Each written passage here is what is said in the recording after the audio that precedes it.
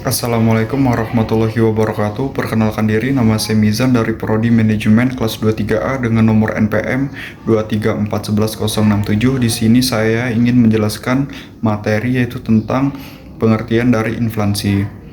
Inflasi adalah kondisi kenaikan harga yang berlaku secara umum dan terjadi berlangsung secara terus-menerus. Asal-usul inflasi. 1. Domestic inflation.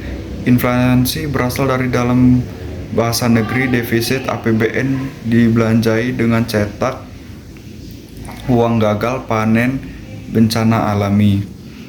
2. Imported inflation. Inflasi berasal dari luar negeri. Inflasi terjadi karena harga produk di luar negeri naik. 3. Import cost plus inflation. Inflasi terjadi karena harga produksi impor naik karena harga produksi naik. Inflasi menurut kebijakan pemerintah. Inertial inflation. Inflasi terjadi karena harga barang yang ditentukan naik oleh pemerintah, misal BBM, sembako. Teori-teori inflasi. Teori kuantitas. Apabila penawaran bertambah, maka tingkat harga umum juga akan naik. Hubungan langsung antara harga dan kualitas uang yang digunakan oleh teori kualitas uang sederhana dapat digunakan untuk menerangkan inflasi. Teori Haynes. Inflasi terjadi karena ada sebagian masyarakat yang ingin hidup di luar batas kemampuan ekonominya. Proses inflasi merupakan proses perebutan bagian lebih besar yang seharusnya disediakan oleh masyarakat tersebut. Permintaan tarik inflasi.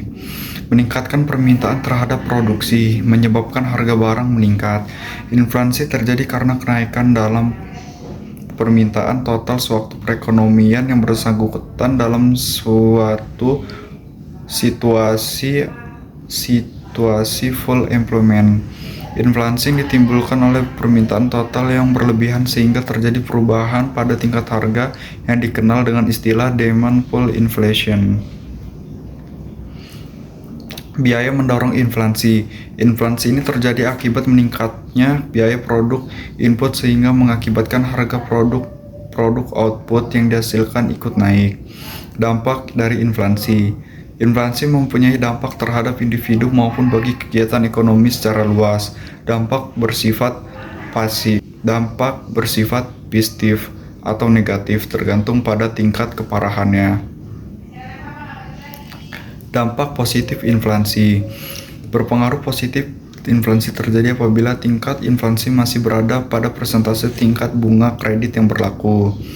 Bagi negara maju, inflasi akan mendorong tingkat ekonomi dan pembangunan. Pengusaha dan wirausaha di negara maju akan memanfaatkan kenaikan harga untuk berinvestasi, memproduksi, serta menjual barang dan jasa. Dampak negatif inflasi yaitu pemerataan pendapatan hasil produksi, mendorong spekulan, dan menimbulkan ketidakpastian pada ekonomi masa depan.